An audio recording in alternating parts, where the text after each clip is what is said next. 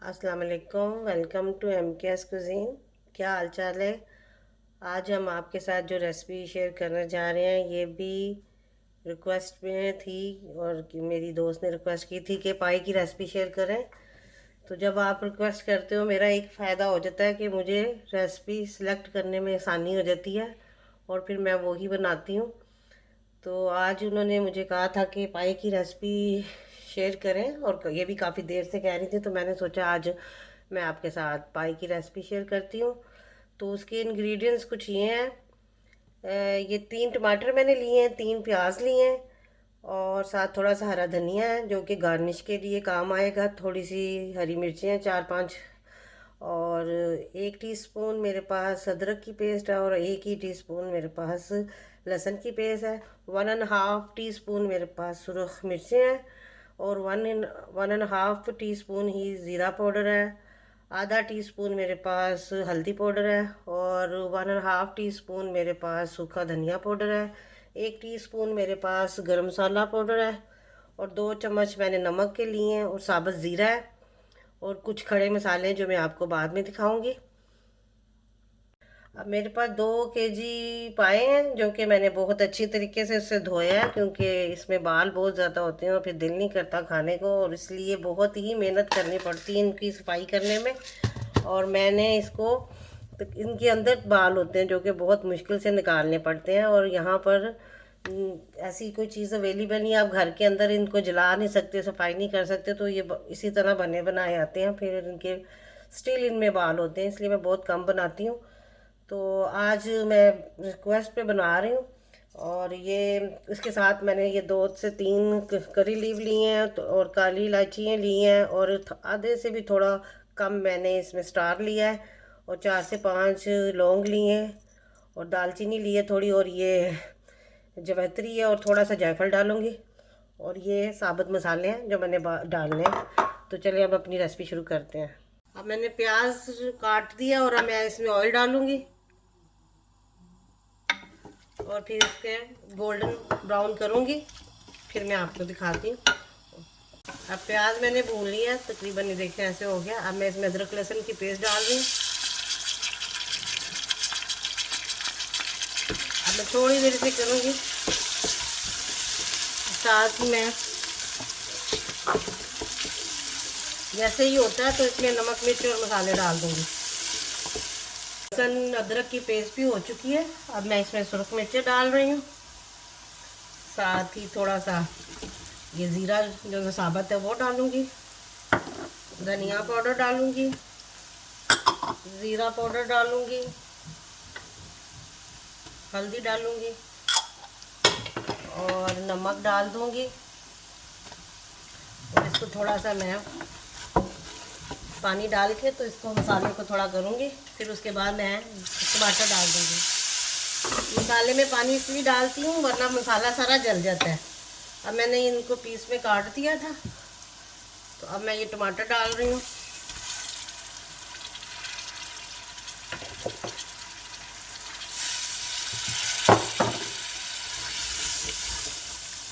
मसाला मैंने भून लिया। अब इसमें मैं ये 2 हरी मिर्चें डालूँगी, एक मोटी वाली ये वाली और एक पतली वाली, और बाद में मैं इसमें ये गार्निश के लिए भी डाल दूँगी।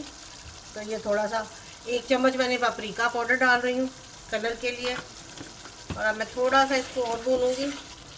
उसके बाद मैं इसमें ये जो ये स्टार है ये डाल दूँगी, कड़ी पत्ते डाल दूँगी, और लौंग और जायफल जवैत्री थोड़ा सा, और दालचीनी और लौंग वगैरह ये सारा कुछ डाल दूँगी। ये हरी इलायची थोड़ी सी डाल रही हूँ, और इसका ऑयल निकलना शुरू हो गया। मैं इसमें पाए डालूँगी, और पाए डाल के इनको भूनूँगी। थोड़ी देर भूनने के बाद मैं इसमें पानी डाल के फिर इनको प्रेशर में रख दूँगी।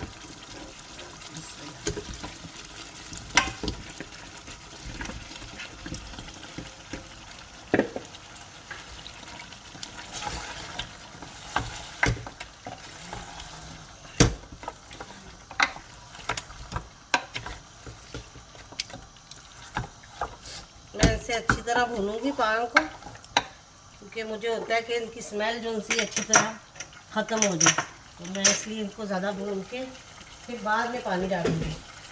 کچھ لوگ اسے پہلے پکا کے گلا کے تو پھر اس کو بھونتے ہیں، لیکن میں پہلے بھون کے پھر اسے پانی ڈال کے رکھتی ہوں۔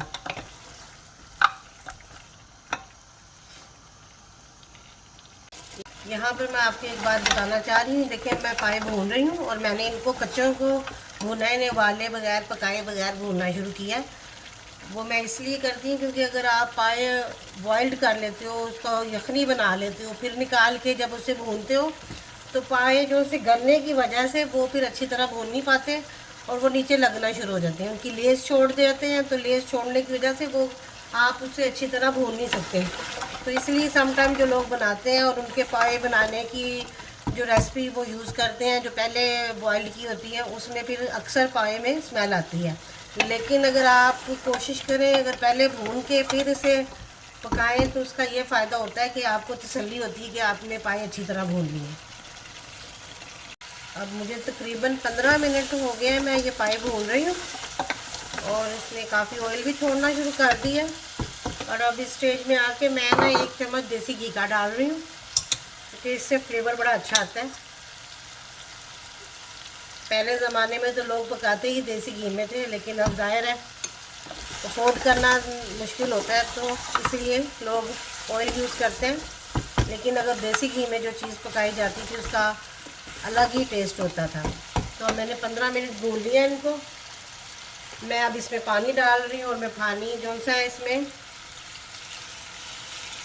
تقریباً آدھے سے زیادہ اس کا بھر لوں گی پین، کیونکہ میں نے اسے پریشر بھی دینا ہے اور پھر اس کے علاوہ انہوں نے گلنا بھی ہے اور اس کا شوربہ بھی بننا ہے۔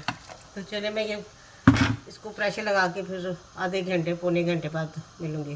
اب یہ دیکھیں میں نے اتنا پانی سے اسے بھر لیا۔ اب میں اس کو پریشر دوں گی اور نمک مرچ جو مسالے میں آپ کو بتاتی ہوں وہ آپ اپنے ٹیسٹ کے حساب سے کم یا زیادہ کر سکتے ہیں، کیونکہ میں اپنے ٹیسٹ کے حساب سے بناتی ہوں، تو آپ اس میں کم یا زیادہ کر سکتے ہو۔ اب میں اسے پریشر دے کے تقریباً پہلے آدھا گھنٹہ رکھوں گی اور پھر آدھے گھنٹے بعد میں چیک کروں گی، اور پھر اس کے بعد اگر مجھے ضرورت ہوئی تو میں دوبارہ پریشر لگا دوں گی۔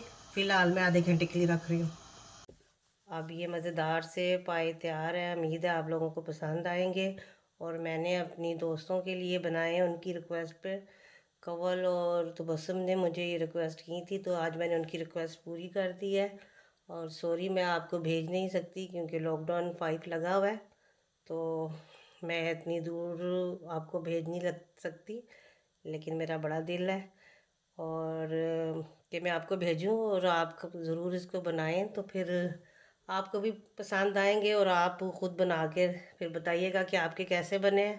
اور پائے جیسے کہ کہا جاتا ہے کہ ایک کہاوت ہے کہ کیا پائے پکا رہی ہو، تو پائے واقعی ہی بہت ٹائم لیتے ہیں، تو میں نے یہ بنا دی ہیں۔ اب آپ خود بنا کے پھر بتائیے گا کہ آپ کے کیسے بنے ہیں، اور مجھے بھی دعاؤں میں یاد رکھیے گا۔ اور پائے بنانے کی ریسپی تو سبھی بناتے ہیں، لیکن اس کا جو صحیح پائے بنائے جاتے ہیں وہ اس میں یہ ہوتا ہے کہ سلو ہیٹ پہ زیادہ پکاتے ہیں، اور دوسرا یہ ہے کہ ان پائے کا جو شوربہ ہوتا ہے وہ آپ ہاتھوں میں جب آپ کھاتے ہو تو چپکتا ہے۔ تو یہ اصلی پائے جو صحیح پکے ہوئے ہوتے ہیں نا، اس کی نشانی یہ ہے کہ وہ شوربہ آپ کے ہاتھوں پہ چپکتا ہے اور وہ اتنا ہی لذیذ ہوتا ہے۔ یہ جب آپ کبھی بنائیں، جو لوگ صحیح پائے بناتے ہیں ان کو یہ پتہ ہے کہ وہ اصل شوربہ اس کا ایسا ہوتا ہے۔ اور میں نے آج بنائے اور امید ہے آپ سب لوگوں کو پسند آئیں گے۔ اور باقی اگر کوئی ریسپی آپ کو چاہیے تو پلیز مجھے بتائیے، اور میرے چینل کو سبسکرائب کریں، لائک کریں، شیئر کریں، اور میں اب اجازت چاہتی ہوں۔ دعاؤں میں مجھے یاد رکھیں، پھر کسی دن نئی ریسپی کے ساتھ حاضر ہوں گی۔ اللہ حافظ۔